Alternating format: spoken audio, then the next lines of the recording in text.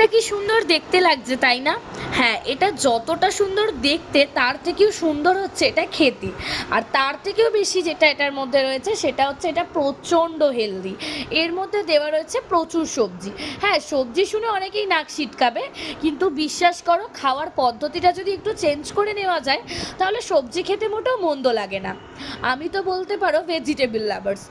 তাই আজকে আমি একটু অন্যরকমভাবেই তৈরি করেছিলাম প্রচুর সবজি দিয়ে ফ্রায়েড রাইস বা ভেজ পোলাও।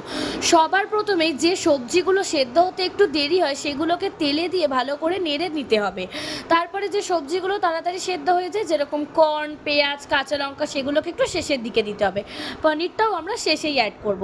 সব কিছু ভাজা হয়ে গেলে আগে থেকে বানিয়ে রাখা রাইসটা দিয়ে ওপর থেকে একটু ভাজা মশলা ছড়িয়ে নিয়ে ধনেপাতা দিয়ে তারপরে সার্ভ করে দাও। এটাকে যে কোনো রায়তা বা স্যালাডের সাথে খুব ভালো লাগে খেতে। টাটা।